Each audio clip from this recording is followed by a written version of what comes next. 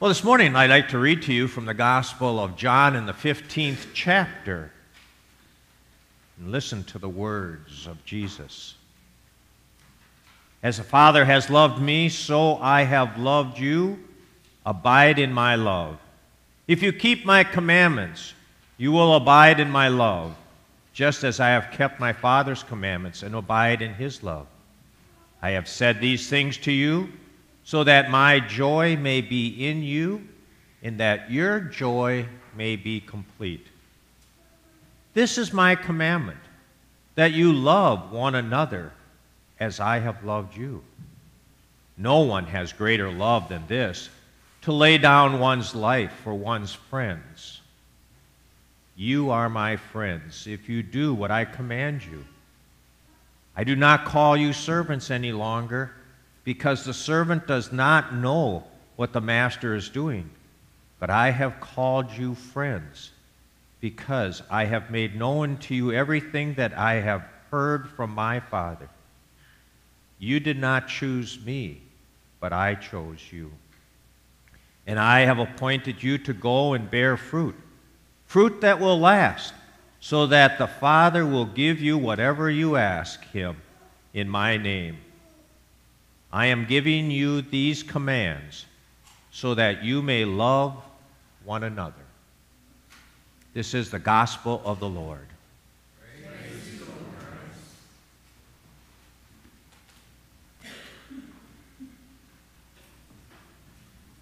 Well, grace and peace be to you from our Lord and Savior Jesus Christ, the one who is our risen Lord, the one who gives us life, life to live abundantly, the life to share, and fills us with love so that we may love one another. There's a story that was told about Jackie Robinson. You might recall who Jackie Robinson is. Jackie Robinson was the first black male baseball player in the major leagues. It wasn't a very easy entrance for him into this league at that time. There was no other black males in the major leagues.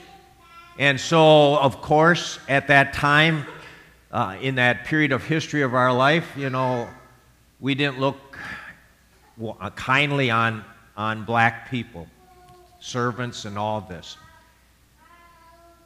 Well, Jackie was put up with a lot of abuse when he went into the games. People were always yelling out not kind comments and really were writing on cardboard boxes not very nice sayings. And in fact, even the opposing pitchers had problems with him breaking into the major leagues. It was said that many of them threw at his head instead at the plate. Yeah, they didn't like the idea that the black man, Jackie Robinson, was entering into an all-white sport. Well, even in his hometown, Brooklyn, where he was playing, his own fans said venomous comments and never treated him with respect. One day when he was playing Boston, he had made an error. And, of course, all the fans got down on him, yelling out all the bad stuff they could think of. And he was humiliated. He was standing at second base with his head down, feeling bad. And one of his teammates called a timeout. That teammate was the shortstop, Pee Wee Reese. He walked from his position and over to Jackie, who was standing at second base, and the crowd just watched Pee Wee walking towards him. And then, as he got to Jackie, what he did is he took his arm and put it around him and gave him a hug. The crowd was silenced by that gesture of Pee Wee Reese. Jackie Robinson had said later that that hug, that arm around his shoulder, perhaps saved his career in baseball. A simple gesture of an arm around a person's shoulder. A simple gesture of a little squeeze, a little love, made a big difference in the life of this man and made a difference in our life as we see it. Simple gestures. Who would have thought? Who would have thought a little hug could make so much of a difference? Who would have thought those simple little gestures could be so meaningful in a person's life? I was thinking about that simple gesture, and I was thinking of Mother's Day. I was wondering, can you think back to those simple little gestures Mom has done for you? Those simple little gestures that have made you feel like you're loved? The simple little gestures that helped you feel like all is well, even when you're having a bad day?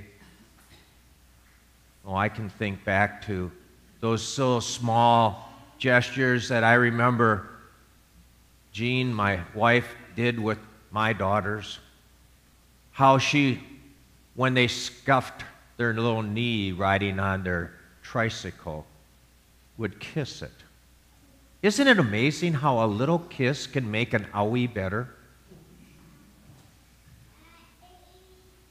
Also, I think of that time when your child is all frightened, had a nightmare, and wakes up and screaming, and you come into a darkened room and you hold that child, and somehow that hug, that little embrace, can make the worst boogeyman go away and have that feeling of being okay. Oh, those simple little gestures, the little notes that were put in lunch pails saying, "Hope you have a good day," or just a smiley face. Yeah, mothers. Mothers seem to have that ability to know how to make one feel everything is all right and how you can be loved.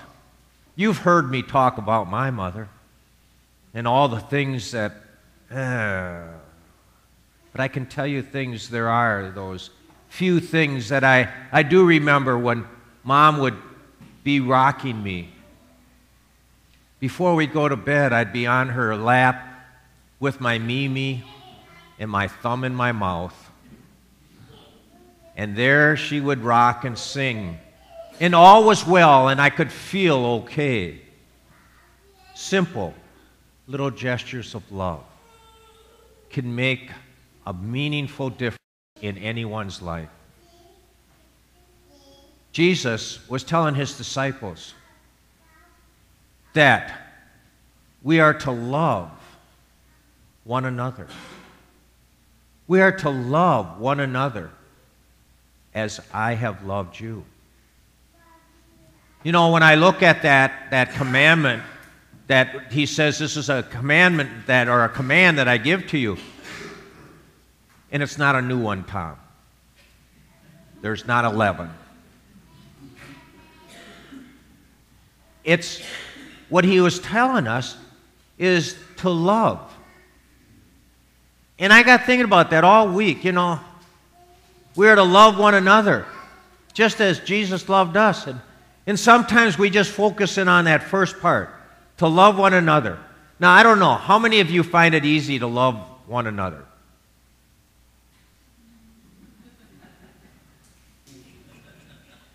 It's not easy, is it? I can love the lovables. I can love most people.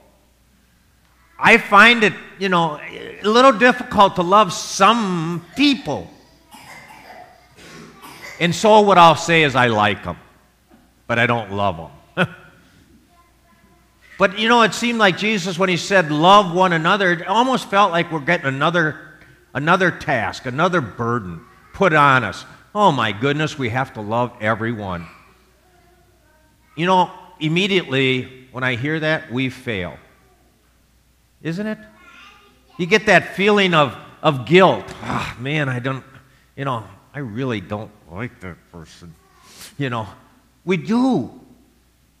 And I'm not sure Jesus wanted us to get the feeling of guilt. I don't think that's what he was wanting us to do. I don't think that's what he had meant, to add one more burden on us that already have way more burdens than we need to do. This is what I found. I think we find ourselves not listening to the last part. As I have loved you. Here's what I want you to think about. How has Jesus loved you? How has Jesus loved you? When were those times in your life when you felt that arm around your shoulder? When you were feeling down, deep, devastated, despairing, whatever it might be. When you were feeling frightened. When did you feel that love of God? Just like we thought about our mothers and all the times they showed the love. I think sometimes I forget to do that. I forget to remember how God has loved us, how God has shared and put the arm around or gave me that embrace. I sometimes just get wrapped up in all my problems and all my things and forget that Christ is here loving me. And maybe that's the way we should have said that. As Christ is loving you now. Loving you now. You know, I remember at the time when I was going through my divorce, I took a time, and I've shared this sometimes with you, went out to Holden Village, a retreat center, and as I was there, I remember that first 2 or 3 days I was questioning why I even went there. And I remember just sitting in my room wondering what's life going to be like. And I just didn't know where I was heading or what I was doing or what was going on. I remember feeling the embrace of Christ when I was on the front porch of my chalet that I lived in, talking with Mary. I can't even tell you her last name. And how she would listen to me, and how she would allow me just to talk. I can tell you that there was that first week when I wasn't sure what was happening in my life. I went to one of the many worship services we had in the evening, and this one was a healing service. And they invited us to come forward and to kneel, and I can tell you one thing, healing services. I'm a little skeptical about them. At least I was. I've seen too many Oral Roberts healing services where the people were, up and walking and all that stuff. And, maybe I should have believed, but... So there was this healing service. And so I decided I would go and kneel. I can't tell you who it was, but as I was kneeling there, I felt the hand of somebody on my shoulder. I felt that hand just gently set there, and then a prayer was said. I felt in that time with that hand upon my shoulder, I felt a sense of release from the problems that I was dealing with. I felt like it was like, all will be well. And from that point, my retreat at Holden Village changed. I knew that I was loved. I knew that it would be okay. I didn't know what I was going to be doing, but I knew that was all right too. A simple hand on my shoulder, a gesture reminded me that I'm not alone, that I am loved, and I know it was Christ. His hand was with that hand who was resting on my shoulder. We all maybe have felt that feeling sometime in our life.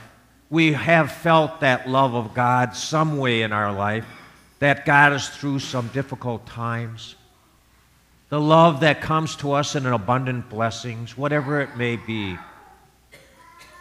And from that love, it seems to me that Jesus is saying this: from the love that flows from me, let it flow to others. It's not something you have to do. It's not something I'm asking you to go out and have to do, but something that you will want to do because you will be filled with the love, and that you can only but put your arm around someone. Say a gentle word to them. Be a presence with them when they're lonely. It doesn't have to be a lot. A simple gesture can change the life of somebody. Just letting them know they're loved, they're cared for, they're worth something. That's what Jesus does. That's what Jesus said. I've chosen you, and I love you. All is well. All is well.